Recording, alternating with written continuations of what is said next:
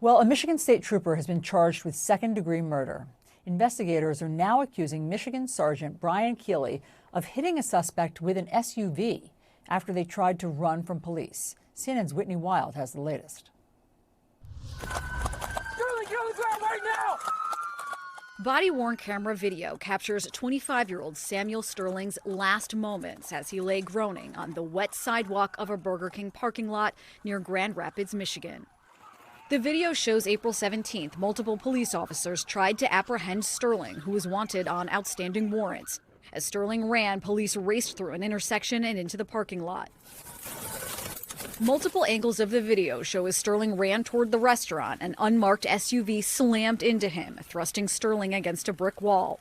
Sterling began moaning in pain. Samuel, what hurts exactly? My back.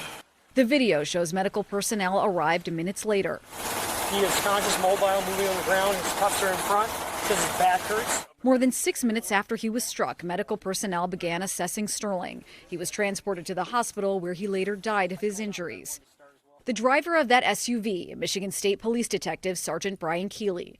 Michigan State Attorney General Dana Nessel has now charged Keeley with involuntary manslaughter and second-degree murder, which carries a possible sentence of life in prison.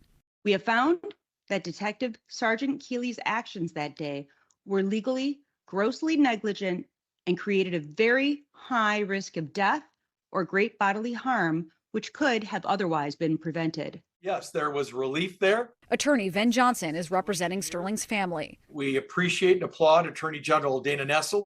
Keeley's attorney told CNN Keeley was working as part of a fugitive apprehension task force and that his actions were accidental. Sergeant Keeley was trying to prevent Mr. Sterling from entering the Burger King at that point in time.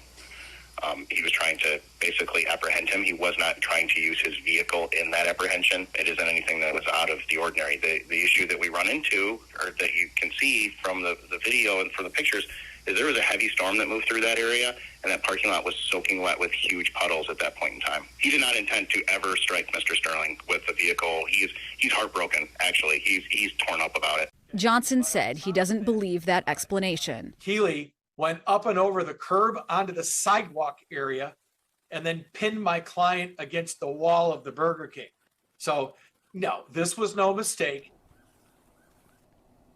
Whitney Wild, thank you very much for that reporting.